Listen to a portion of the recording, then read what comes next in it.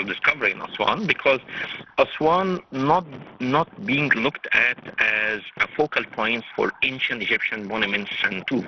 We know that there is some temples there, like Philae Temple. There we have Elephantine Island, but it doesn't receive the focus or the attention as Luxor, as Giza, as Saqqara received. So finding these tombs is opening a new doors and giving hopes for more things to be discovered, since Aswan was the gateway to Africa back at that time. So we are talking about 33 tombs has been discovered, and I think that there should be still more waiting to be discovered in this area, and especially that Aswan did not receive much attention. So the interesting thing about these tombs is dates back to the late period, when, for those who are not as specialized in history, the late Egyptian period dates back to around the 6th, 7th century BC, which is nearly 2,700 years ago, and extends to the 3rd century AD, which is a period of nearly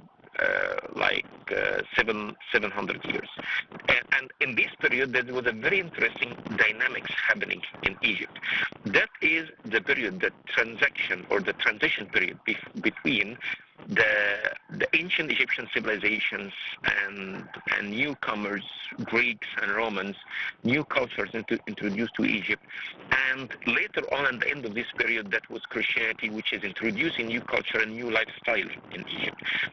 And so in this period, the interesting fact is many of the newcomers, especially the Greeks, when they made it to Egypt, they thought that they will introduce their own culture to the Egyptians, and they will kind of encourage and enforce the Egyptians to follow a Greek Mediterranean culture. But this discovery is proving the opposite, because the discovery is when you look at the mummies and the features of the mummies, they are not Egyptian features, they are not Egyptian genetics, they are European, Greek, Roman genetics.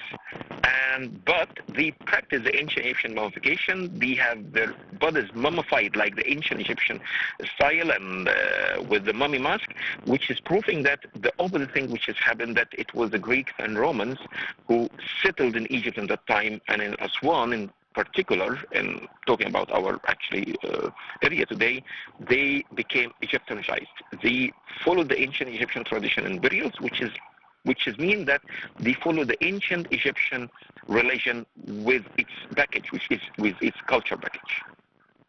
Well, talking about the concept, when we have a discovery, we find a real following and a real talking about the coverage of the media, that usually the ministry is keen to show minute by minute when you have new discovery, that people starts to be they feel the enthusiasm of to know more information about these discoveries, and more will to come to find out more about the Egyptian antiquities by themselves. The timing is very good, for different reasons. Because we are a couple of months from the beginning of the tourism season, and that is normally the time when people start planning for their holidays. And if this news is spread very well, not only in our local media, in the international media, that will help people attracting their attention not only to Egypt, not only to Aswan, but to Egypt as well. Especially that with the challenge we are facing now with the war happening in the region, but that should be compromised with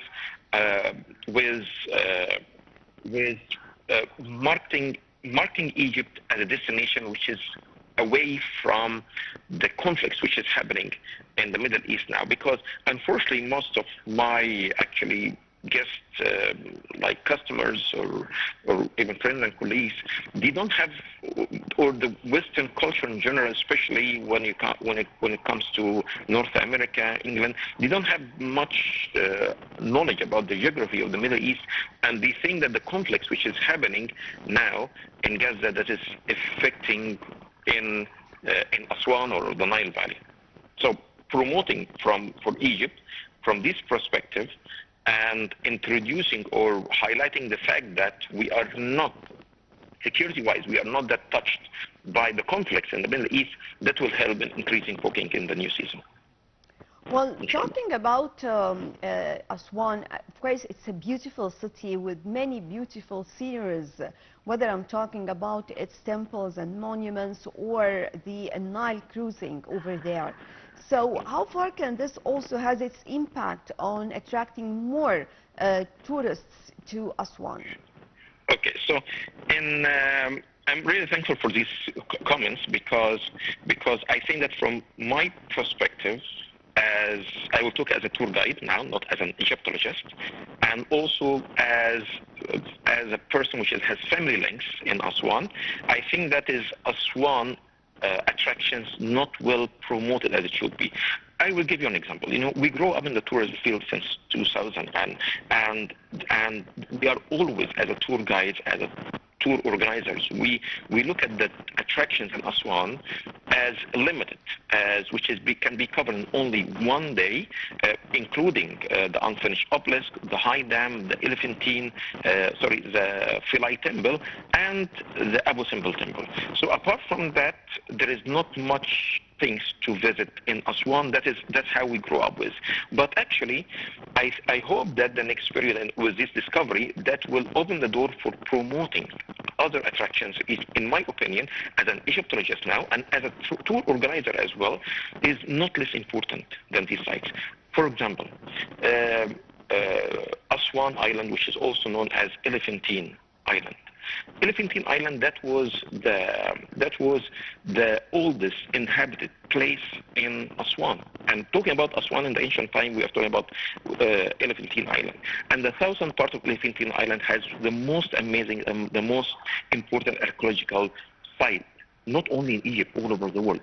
You know, in this site you can tell the history of Egypt because it has monuments, dates from the prehistory, in the early dynastic period, Old Kingdom, Middle Kingdom, New Kingdom, late period, even Christian, even Jewish temple there, and Islamic monuments, all that, and the modern time and the modern culture represented in the Nubian villages in this island. And it is in the heart of Aswan.